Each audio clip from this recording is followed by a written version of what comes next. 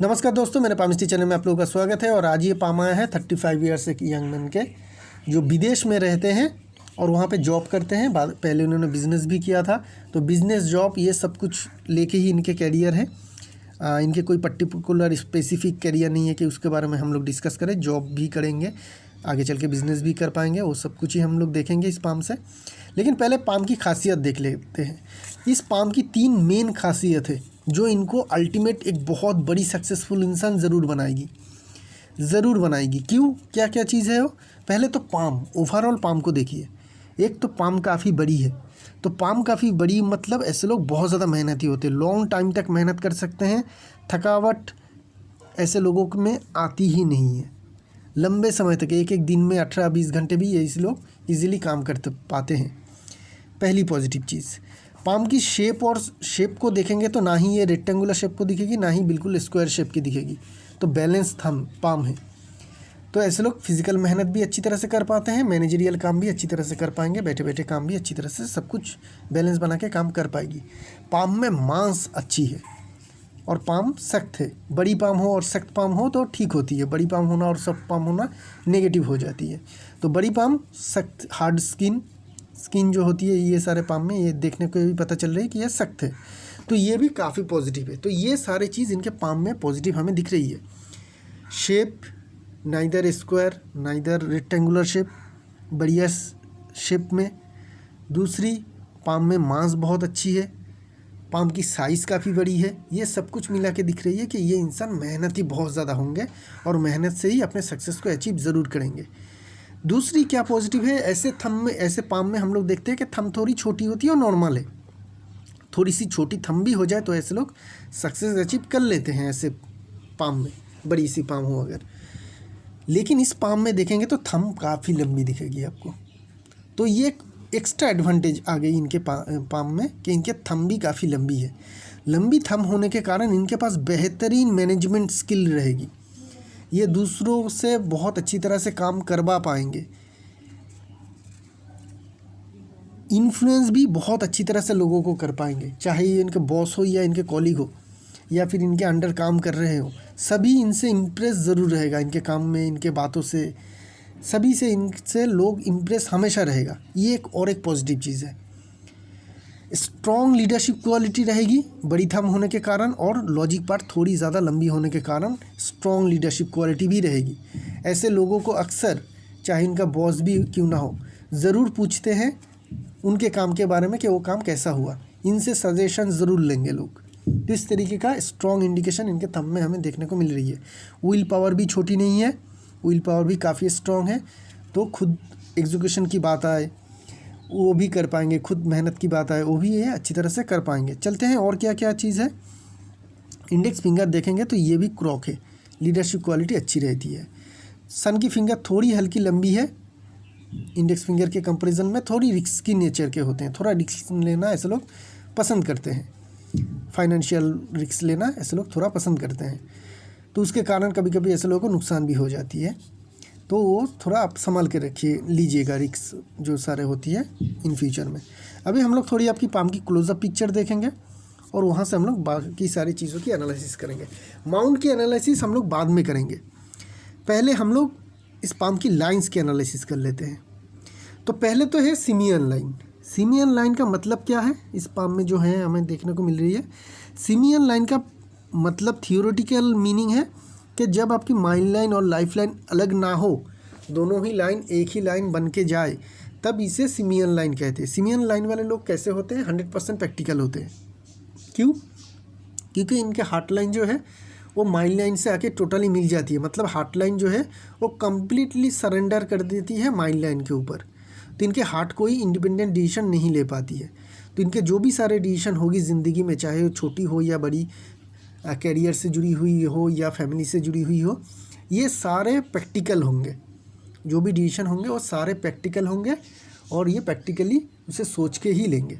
तो जब भी कोई इंसान 100% प्रैक्टिकल हो जाए और इस दुनिया में चले, तो उन लोगों के जनरली फाइनेंशियल सक्सेस अचीव हो ही जाती है। प्रैक्टिकल हम लोग जनरली जब भी हम लोगों के नुकसान या लॉस होते हैं तो जनरली हम लोग देखते हैं कि उस टाइम पीरियड में क्या होती है, हम लोग थोड़ी दिल से काम लेते हैं या समझने में थोड़ी कमी आ जाती है जिनके कारण नुकसान होती है, या हम लोग उस काम में सक्सेस नहीं अचीव कर सकते हैं।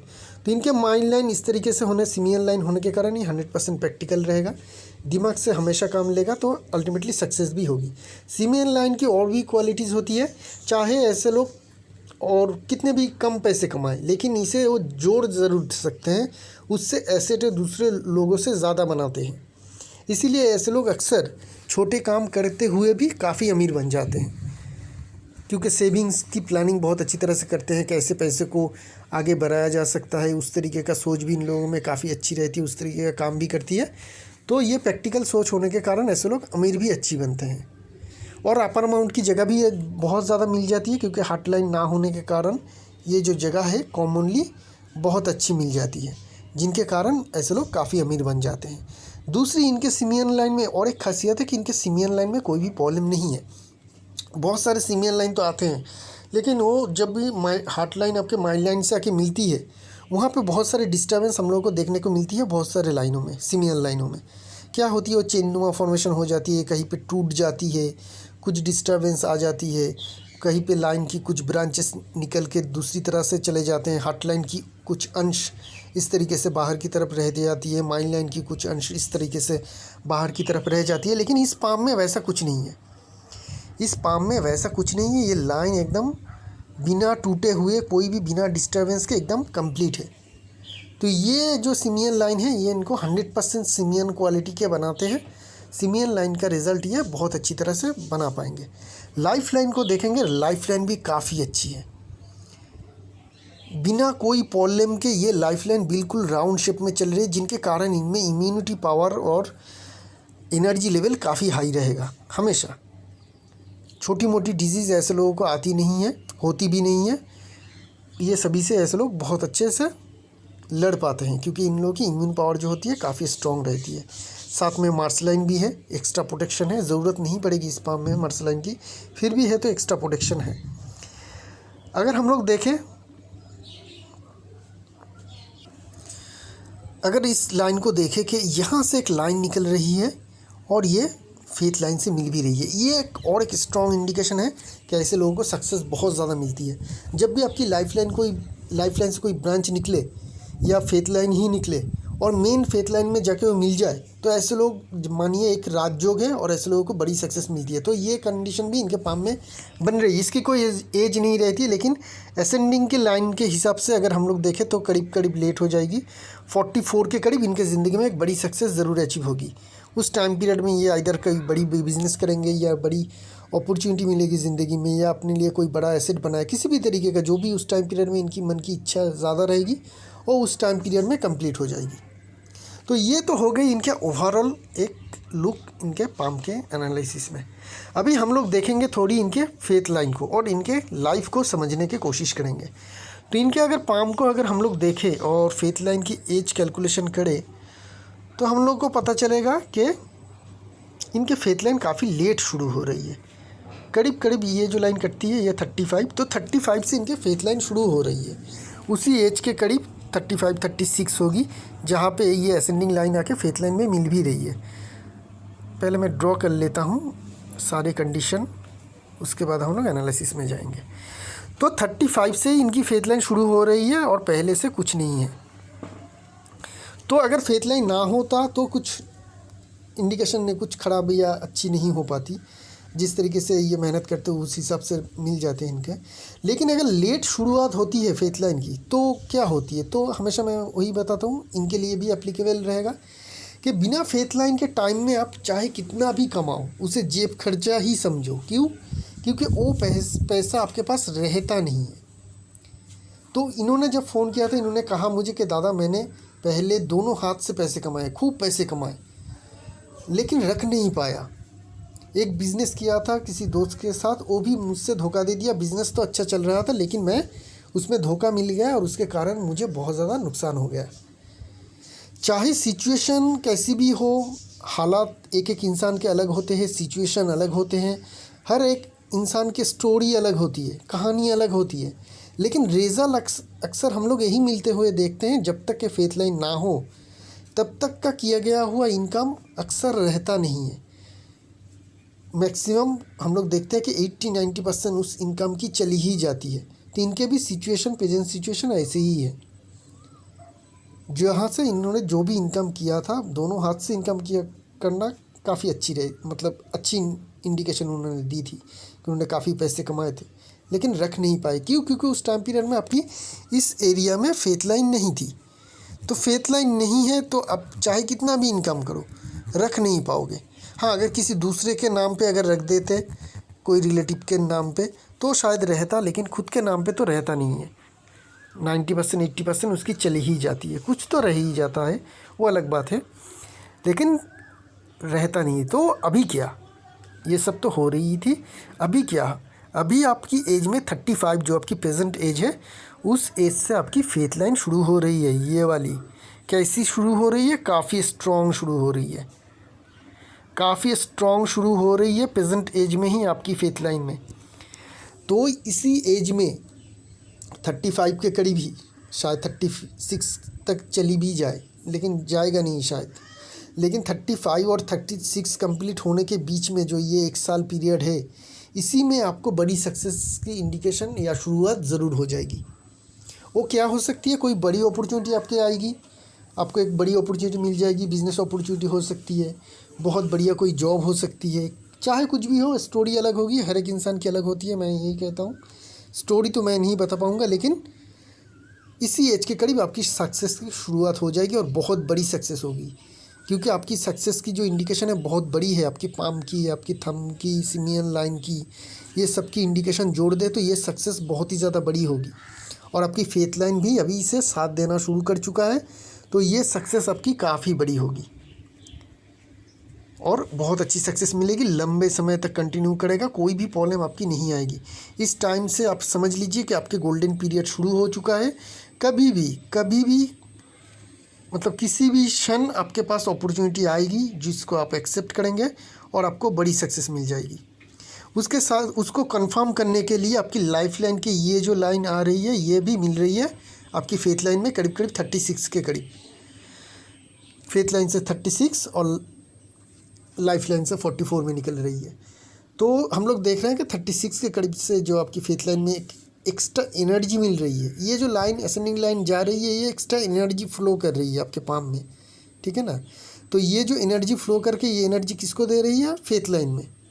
तो आपकी फेथ लाइन में और एक एक्स्ट्रा एनर्जी जुड़ रही है, जिनके कारण आपकी फेथ लाइन और ज़्यादा स्ट्रांग हो जाएगी। ये फेथ लाइन आपको और अच्छी रिजल्ट दे पाएगी, आपको अच्छी और ज़्यादा सक्सेस दे पाएगी और आप बहुत ज़्यादा सक्सेसफुल इंसान बन जाएंगे। उसके ऊपर देखें तो एक इन्फ्लुएंस लाइन भी यहाँ से मून माउंट की तरफ से आके करीब 41-42 के करीब आपकी फेथ लाइन में मिल रही है। ये भी एक्स्ट्रा एनर्जी दे रही है। इन्फ्लुएंस लाइन अगर आपके फेथ लाइन में मिल जाती है तो हम लोग देखते हैं कि ऐसे लोग मल्टीनेशनल कंपनी से जोड़ के या काम करके वहाँ से पैसे कमाते हैं, फॉरेन कंट्री में जाके पैसे कमाते हैं। किसी अपोजिट सेक्स, चाहे वो सिस्टर हो, वाइफ हो, माता हो, कोई दोस्त हो, कोई भी हो सकती है, जिनके द्वारा भी इन लोगों के करियर में अच्छी सक्सेस मिलने का योगदान ज़रूर रहते हैं। तो ये सब कुछ हो सकती है आपके साथ, 1-2 भी हो सकती है, एक भी हो सकती है सिंगल। ऑलरेडी आप फॉरेन में जाके पैसे भी कमा रहे हैं तो उसका इंडिकेशन भी दिख रही है ये लाइन के द्वारा कि हाँ, आप फॉरेन से आगे भी बहुत ज़्यादा पैसे ज़रूर कमा पाएंगे, बहुत अच्छी कमा पाएंगे। तो आपको सोचने के और टेंशन लेने के कोई भी ज़रूरत नहीं है। आपकी ज़िंदगी अभी से लेके आप कह सकते हैं कि सुधर चुकी है। हाँ, अपॉर्चुनिटी आना बाकी है जो कभी भी आ सकती है।